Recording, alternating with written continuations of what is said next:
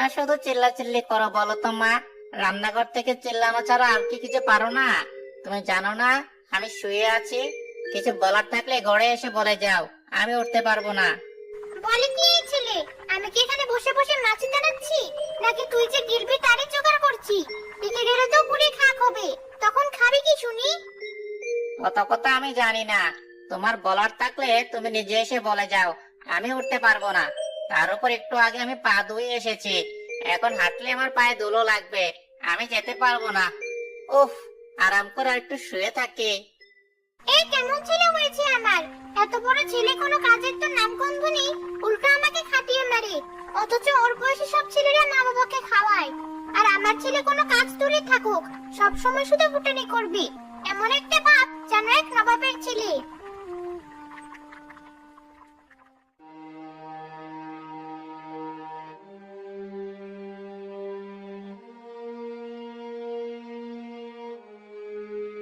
এমন মুখ শুকনা করে ঘরে ফিরলে যে? কি হয়েছে তোমার? শোল মাছের মতো এমন মুখ করে আছো কেন? আছে কি আর সাদে গিন্নি? জামাই খবর পাঠিয়েছে পরশু তারা আসছে আমাদের বাড়ি বেড়াতে। সেই চিন্তাতেই তো আমার মুখ এমন শুকিয়ে গেছে। আর তুমি সেটা না বুঝে আমাকে কত কথা শোনাচ্ছ। কি বললে তুমি? মেয়ে আর জামাই আসবে, সে কথা শুনে তোমার মুখ শুকিয়ে গেছে? তুমি বাপ নাকি অন্য কিছু? ছি ছি ছি, তুমি এমন কথা বলতে পারলে? কতদিন পর আমার মেয়ে আর জামাই আসবে, কোথায় একটু খুশি হবে, আর তুমি কি না এসব বলছো? ও, আমি তো ভুলে গেছি, তোমার বাপ দাদারা তো সব কিপ্টের রাজা ছিল। তুমি তো এমন করবেই, না হলে কি আর বংশের পরিচয় থাকবে? শোনো গিন্নি, তুমি কিন্তু আবার খুব বেশি বেশি বলে ফেলছো। আমি কি একবারও বলেছি আমার মেয়ে আর জামাই আসবে বলে আমার মুখ শুকিয়ে গেছে? না শুনে না বুঝে তুমি এমন কথা বলো কি করে বলো তো? এখন আমার দোষ হয়ে গেল? তুমি বললে আর দোষ হয়ে গেল আমার? আরে বাবা, আমার পুরো কথাটা তুমি শুনবে তো নাকি? আজ সকালে আমাদের চাকরটা এসেছিল, বলে গেল সে আর নাকি কাজ করতে পারবে না। এর মধ্যে আবার খবর পেলাম মেয়ে আর মেয়ের জামাই আসবে। তা এতদিন পর আমার মেয়ে আর জামাই আসবে, তাদের জন্য আমি কত বাজার করব, কত কাজ থাকবে। আমি একা কি করে করবো এসব? ও, তাই বলো? এটা তো খুবই চিন্তার কথা। এবার কি হবে? আর তোমার শরীরের যা অবস্থা, তাতে তোমার এত সব একা করা তো আর সম্ভব না। এবার কি করব তাহলে? গেল তো তোমারও এবার মুখ শুকিয়ে, আর তুমি আমাকে কতগুলো কথা শুনিয়ে দিলে। সে আমার ভারী ভুল হয়েছে, এবার তুমি বলো কি করা যায়? সেটাই তো ভাবছি। দেখি, একটা কিছু তো করতেই হবে। মেয়ে আর জামাই আসার কথা শুনে আমার গিন্নির মুখ শুকিয়ে গেছে বলে কথা। আবার মশকরা শুরু হলো? না না, মস্করা নয়। আচ্ছা সে যাই হোক, দেখি কোনো ব্যবস্থা করতে পারি কিনা। এই ছেলেকে আমি একটা কাজে পাই না, সে সকাল থেকে একা একা কাজ করে মরছি, আর সে প্রতিদিনের মতোই শুয়েই আছে। সংসারের অভাব অনটন কাজ কিছু ছেলেটার মনে হয় না। এই ছেলে নিয়ে আমি কি করব? হে উপরওয়ালা, তুমি আমাকে সহ্য করার ক্ষমতা দাও, আর আমার এই ছেলের একটা ব্যবস্থা করে দাও। মা, আমাকে একটু সাহায্য করো মা। কি হয়েছে আপনার বাবা? কি সাহায্য চাই আপনার, বলুন, আমি পারলে নিশ্চয়ই সাহায্য করব। আমি এই গ্রামেই থাকি, পাশের রাস্তা দিয়ে যাচ্ছিলাম, আমার বড্ড তৃষ্ণা পেয়েছে। তুমি কি আমাকে একটু পানি খাওয়াতে পারবে মা? ঠিক আছে বাবা, আপনি এখানে একটু বসুন, আমি পানি নিয়ে আসছি। এই নিন বাবা পানি, আর একটু মুরগি খেয়ে নিন এটা।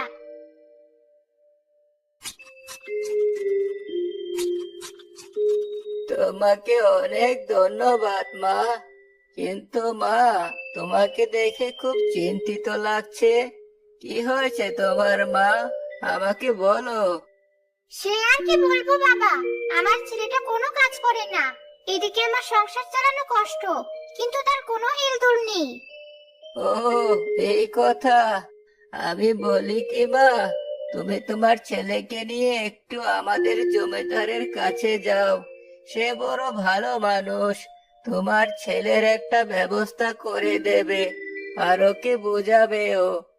ঠিক আছে বাবা, আমি তাহলে তাই করব। এখনই তাহলে ওকে নিয়ে জমিদার বাড়ি যাই। ঠিক আছে, তাই করো তাহলে। খেপা, এবার ওঠো বাবা, তোকে নিয়ে একটু জমিদার বাড়ি যাব। কেন মা, আমরা হঠাৎ জমিদারের বাড়ি কেন যাব? সে তুই গেলেই টের পাবি। এখন চল দেখি। আমার তো কোনো কথাই শুনিস না তুই বাবা, এই একটা কথা শোন। এত করে যখন বলছো, ঠিক আছে চলো তাহলে। জমিদার সাহেব,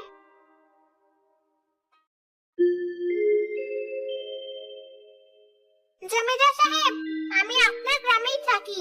আপনার কাছে এসেছি একটি সাহায্যের জন্য। দয়া করে আমাকে একটু সাহায্য করুন।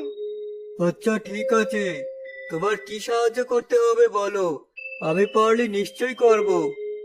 এটা আমার ছেলে, ওর জন্য একটা কাজ দরকার জমিদার সাহেব। ওকে একটা কাজের ব্যবস্থা করে দিন দয়া করে। আরে বলো কি, কাজ লাগবে? আমার তো নিজেরই একজন কাজের লোক দরকার। তা ভালো হলো, আমি ওকে আমার কাজের লোক হিসাবে রেখে দিলাম। তা তোমার তো কোনো আপত্তি নেই? জমিদার বাড়ি, এখানে কাজ করাই যায়। নিশ্চয়ই তেমন কিছু কাজ নেই, আর ভালো ভালো খেতেও পারবো, আয়াসও করতে পারবো। ঠিক আছে, আমি রাজি। বাহ, তাহলে তো খুবই ভালো। এই, তাহলে তুমি এখন থেকে কাজে লেগে পড়ো। তোমার আর বাড়ি গিয়ে কাজ নেই, বুঝলে? ঠিক আছে। আপনি আমাকে বড় বাঁচালেন জমিদার সাহেব। আমি তাহলে এবার আসি। হ্যাঁ, এসো। তার তোর নাম কি ছোকরা? জি হুজুর, আমার নাম টেপা। টেপা? এ আবার কেমন নাম বাবা? এমন নাম তো আমি কখনো শুনিনি। সে যাই হোক, ভেতরে চল আগে। গিন্নি, ও গিন্নি, দেখো কাকে নিয়ে এসেছি। কে এসেছে? এ আবার কে? একে কখনো দেখেছি বলে তো মনে হচ্ছে না। দেখবে কি করে, সবে তো এলো আমাদের বাড়ি। উপরওয়ালা আমাদের দিকে মুখ তুলে চেয়েছেন, বুঝলে? কত চিন্তা করছিলাম একজন কাজের লোকের জন্য। উপরওয়ালা এত তাড়াতাড়ি সেই ব্যবস্থা করে দেবেন বুঝতেই পারিনি। এটা হলে আমাদের নতুন কাজের লোক। তা ভালো হয়েছে। নাম কি তোর? জি গিন্নিমা, আমার নাম টেপা।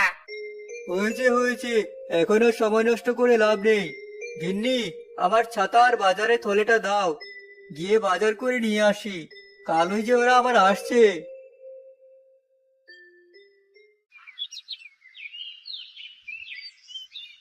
এই নাও ছাতার থলে। কিরে, হা করে দাঁড়িয়ে দেখছিস কি? এগুলো হাতে নে। ও, দিন দিন গিন্নিমা, আমার কাছে দিন। বেশ, চল তাহলে এবার বাজারে।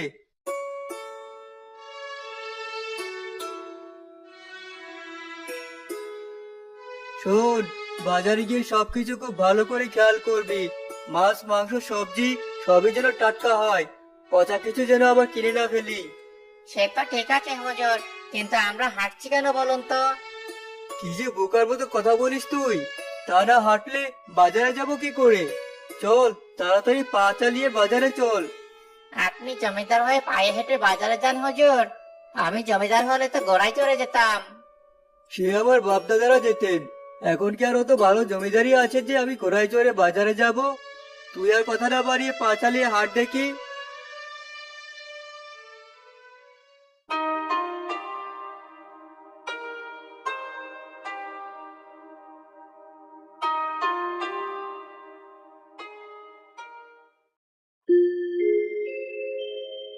হুজুর, বাজার তো করা হয়েছে, অনেক বাজার। তা এত বাজার নিয়ে এবার যাবো কি করে? কি করি আবার? আমার আগের চাকর যেভাবে যেত তুইও সেভাবে যাবি। কিছু বাজার নিবি হাতে, কিছু মাথায়। ছি ছি হুজুর, আপনি এসব কি বলছেন? আমি জমিদারের চাকর, আমি যদি এভাবে বাজার নিয়ে যাই, আমার মান সম্মান থাকবে? আপনার আগের চাকর এভাবে আপনার মান সম্মান নষ্ট করেছে বলেই জমিদারের এই হাল। কিন্তু আমি তা হতে দেব না। আপনি দাঁড়ান, আমি এখনই একটা গরুর গাড়ি ডেকে আনছি। এই শোন শোন, এই যা, কথা না শুনেই চলে গেল। কি যে করবে কে জানে। এই দেখেন হুজুর, আমি গাড়ি নিয়ে এসেছি। আপনি উঠে বসুন, আমি এগুলো তুলে দিচ্ছি।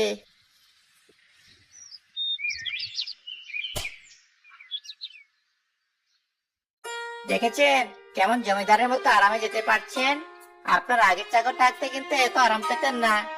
তা তুই ঠিকই বলেছিস, এই জন্যই মনে হয় কেউ আর আমাকে জমিদার বলে তেমন দাম দেয় না।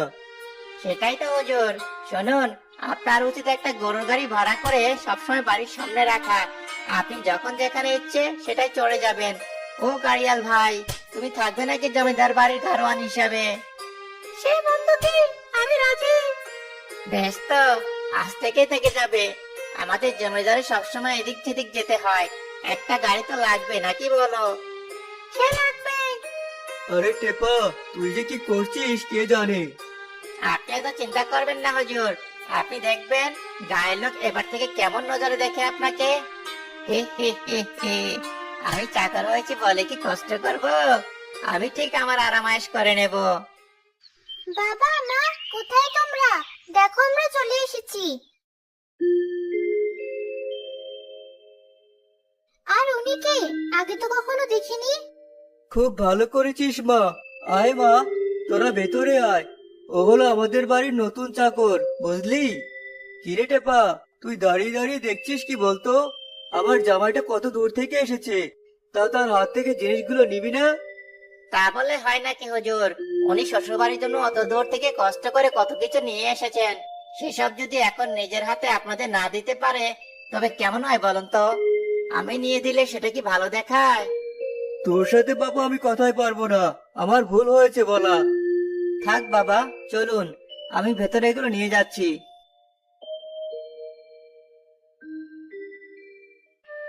আমাকে দিয়ে এত কাজ করানো সহজ নয়। হে হে হে হে। আমি হলাম টেপা। আচ্ছা, একটা কাজ করলে কেমন হয়? ভালো বুদ্ধি পেয়েছি, গিয়ে কাজটা সেরে আসি। ট্যাপা, আমাদের একটু চা করে দিয়ে দেখি। খালি মুখে বসে মেয়ের সাথে কথা বলতে ভালো লাগছে না। সে কি করে করবো গিন্নিমা? আমি তো আপনার জামাইকে নিয়ে গ্রামে ঘুরতে বেরোচ্ছি, আপনি নিজে একটু চা করে খান। না, এই চাকর দিয়ে আমার আর চলছে না। এসেছে থেকে ওকে দিয়ে আমি একটা কাজ করাতে পারলাম না। সব কাজ আমাকেই করতে হচ্ছে। আর উনি শুয়ে বসে ঘুরে নাকি নিজের কাজ করছেন। নবাব চাকর আমার। থাক মা, তুমি বসো, আমি চা করে আনছি।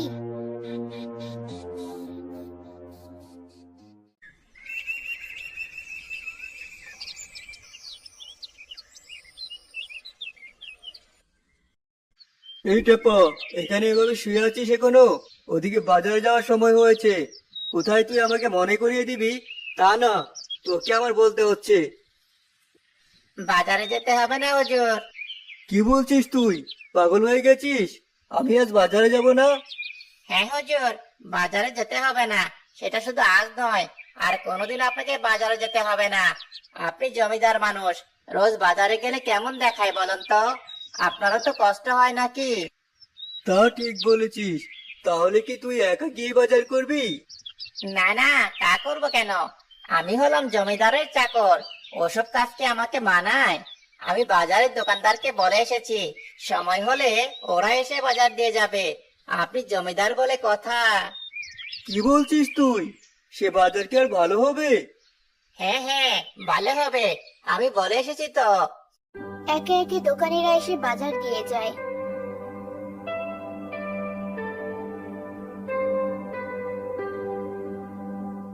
দেখেছেন হুজুর, কেমন বাড়ি এসে সবাই দিয়ে যাচ্ছে। যান যান, টাকাগুলো দিয়ে দিন। আর শুনুন, এবার আপনাকে জমিদার মনে হচ্ছে, বুঝলেন?